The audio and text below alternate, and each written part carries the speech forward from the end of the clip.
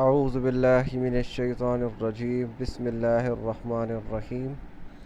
آج ہم سورہ الانفطار پڑھیں گے۔ یہ جتنی بھی صورتیں آ رہی ہیں نا، یہ بڑے والی، ان ساری صورتوں میں آخرت کا، قیامت کا ذکر ہے، اور یہ بار بار صرف یہ یہاں پہ تو یوں لگ رہا ہے کہ یہ اکٹھی نازل ہوئی ہیں کیونکہ یہ آگے پیچھے ترتیب سے ہیں، لیکن حقیقت میں یہ مطلب مختلف ادوار میں جب بھی کوئی ایک نیا اعتراض اٹھتا تھا یا کوئی قیامت کا مذاق اڑانے کی، آخرت کا مذاق اڑانے کی کوشش کرتا تھا، تو اس وقت یہ صورتیں نازل ہوتی تھی۔ اور یہ اپنے اندر ہمیں تو چونکہ بچپن سے سنتے آ رہے ہیں قیامت کا، آخرت کا ذکر، تو ہمارے لیے یہ چیزیں ایک عام سی بات لگتی ہے، ہمیں اتنا اثر انداز نہیں ہوتی ہمارے اوپر۔ لیکن اگر ہمیں بیٹھ کے غور کرنے شروع کر دیں کہ یہ جو ہم بنا بنایا ایک انتہائی منظم یہ کائنات کو دیکھتے ہیں کہ یہ ایک دن یہ ساری کی ساری کائنات کی ترتیب خراب ہو جائے گی، آسمان جو نظر آتا ہے یہ آسمان پھٹ جائے گا، یہ جو زمین زلزلہ آ جائے تو ہمیں یوں لگتا ہے کہ جناب ہم مر گئے، ہمارا مطلب ایک عجیب سی ایک کیا کہتے ہیں نا، ابھی ہمارے اندر کوئی قوت طاقت نہیں ہے، اس چیز کا احساس ہوتا ہے ہمارے اندر کہ ہم کچھ بھی نہیں ہے، بے اختیار ہے۔ جب ہلکا سا زلزلہ آ جائے، اور قیامت کے دن تو اذا زلزلت الارض زلزالہا، جب زمین اچھی طرح ہلا ڈالی جائے گی، اور جو آسمان ہمیں نظر آتا ہے یہ آسمان پھٹ جائے گا، پہاڑ، یہ تو شاید ہمیں پہاڑ کی اصل اہمیت کا اندازہ نہیں ہوتا جب تک ہم پہاڑ کے نزدیک نہ جائیں، وہاں جا کے ہمیں اندازہ ہوتا ہے کہ کتنی شان و شوکت والے بڑے بڑے پہاڑ، اتنے بھاری پہاڑ ہیں، اور یہ قیامت کے دن اڑتے پھر رہے ہوں گے، یعنی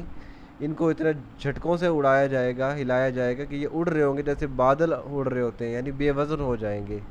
یہ جو چاند نظر آتا ہے یہ بے نور ہو جائے گا، سورج بے نور ہو جائے گا، ستارے جو ہمیں نظر آ رہے ہوتے ہیں یہ ستارے جھڑ جائیں گے، یعنی یہ جتنی بھی کیفیات قیامت کے دن ہونے والی ہے، زمین کو کھینچ دیا جائے گا، سمندر جو ہیں ابل پڑیں گے، جتنی بھی کیفیات اگر ہم اس کو سوچ کے اندازہ لگائیں تو یہ ہمارے رونگٹے کھڑے کرنے کے لیے کافی ہے۔ ہلکا سا زلزلہ آئے تو ہم 2 3 دن ہماری کیفیت ایسی رہتی ہے کہ ہم اپنے ہوش و حواس میں نہیں ہوتے کہ یہ کیا ہوا ہے، قسم کے ٹراما سے باہر نہیں آتے۔ اور جو قیامت کا منظر ہوگا اس وقت کیا حالات ہوں گے، یوم یجعل الولدان شیبا، جس دن اتنا خوف ہوگا کہ چھوٹا بچہ ہے جسے تو پتہ بھی نہیں چل رہا ہوتا کہ ہو کیا رہا ہے، وہ بوڑھا بن جائے گا قیامت کے دن، یعنی وہ اتنا خوف ہوگا جو چھوٹے سے بچے کو بوڑھا بنا دے گا۔ یہ جتنی بھی قیامت کی آخرت کی آیات آتی ہیں ان کو صرف ایز اے مطلب صرف فارمیلٹی کے طور پہ سنا نہیں کرنا،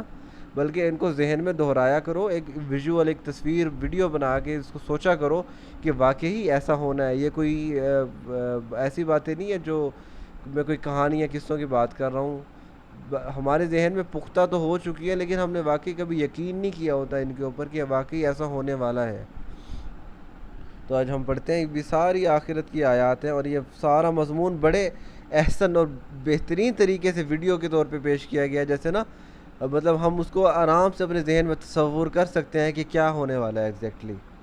تو ہم پڑھتے ہیں، بسم اللہ الرحمن الرحیم۔ اذا السماء انفطرت، جب آسمان انفطرت، انفطرت کا مطلب ہوتا ہے پھٹ جانا کسی چیز کا،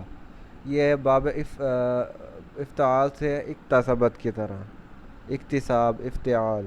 انفطرت اکتسبت، آسمان چونکہ مؤنث ہے عربی میں تو یہ صیغہ مؤنث استعمال ہوا ہے، ضربت کی طرح، ضربہ اس نے مارا، ضربت اس مؤنث نے مارا، تو انفطرت، اذا السماء انفطرت، جب آسمان پھٹ جائے گا، وَإِذَا، اور جب، الکواکب، کواکب کہتے ہیں ستارے، انتصرت، یہ بھی بالکل اکتسبت کی طرح ہے، اس کا مطلب ہوتا ہے کسی چیز کا جھڑ جانا۔ یہ جو ہمیں آسمان پہ ستارے نظر آتے ہیں ایسے جیسے بلب لٹکے ہوئے ہوں، تو قیامت کے دن یہ سارے جھڑ جائیں گے۔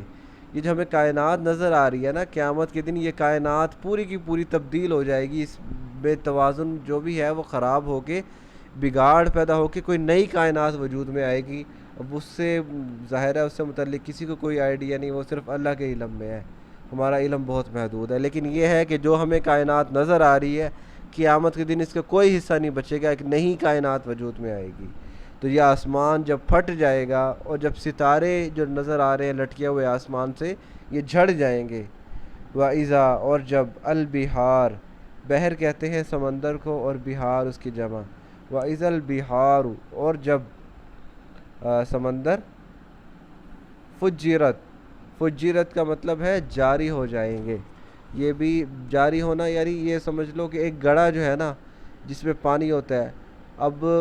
وہ پانی ایک محدود تو ہوتا ہے لیکن اسے کوئی روکنے والی قوت نہیں ہے جو اسے اس کے گڑھے میں روک کے کھڑی ہے. یعنی سمندر کی جو ساحل ہے، ساحل سے آگے پانی بڑھتا نہیں ہے. اس کا یہ مطلب نہیں ہے کہ اس سے پانی اس ساحل سے آگے نکل نہیں سکتا، بلکہ کوئی انجانی قوت ہے جو اسے اس کی حد تک روکے ہوئے ہے. جس دن وہ انجانی قوت اپنا اثر روک لے گی تو سمندر اپنی جو بھی ایک حد تھی ساحل اس سے آگے بڑھ پڑیں گے اور جاری ہو جائیں گے.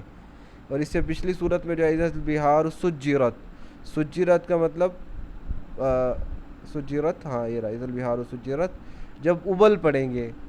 ابل پڑنے کا مطلب یہی ہوتا ہے اپنی حدود سے آگے نکل کے بہہ جانا. ابھی ہم پچھلے دنوں سن رہے تھے طوفان آ رہا ہے اور بڑی خوف کی کیفیت تھی. تو قیامت کے دن تو مطلب یہ سمندر کا پانی اتنا زیادہ ہے کہ اسے اس کی حد تک روکنے والا کوئی فورس نہیں ہے ہمارے اندر جو اس کو اس کی حد تک روکے. قیامت کے دن وہ سمندر اپنی حدوں سے نکل کے دنیا پہ چڑھ دوڑے گا پانی. اور ہم جانتے ہیں کہ اس دنیا میں 70% پانی ہے اور 30% خشکی ہے. تو وہ 70% پانی اس دنیا کا کیا کرے گا جب وہ اپنی حدوں سے باہر نکل جائے. تو آج یہ 3 آیات ہی ہو چکی ہیں، کل انشاءاللہ آگے پڑھیں گے. ان آیات کو تفصیل سے بتانے کا مقصد یہی ہے کہ ہم ان کو اپنے ذہن میں تصور کریں کہ یہ ایسا واقعی ہونے والا ہے اور یہ کیوں ہونے والا ہے، یہ بھی ہمیں پتہ ہونا چاہیے تاکہ ہم اپنے آپ کا محاسبہ کر کے جو اپنے آپ کو فرعون سمجھتے ہیں، تھوڑی سی قوت تھوڑی سی طاقت ملے اس کا بے دریغ غلط استعمال کرتے ہیں، تو یہ کیفیات ہمارے اندر نہ ہو. ہمیں پتہ ہونا چاہیے کہ ہم نے کسی کے سامنے جواب دہ ہونا ہے اپنے ایک ایک عمل کا. تو یہ یہیں تک کل انشاءاللہ آگے پڑھیں گے. وما علینا الا البلاغ المبین.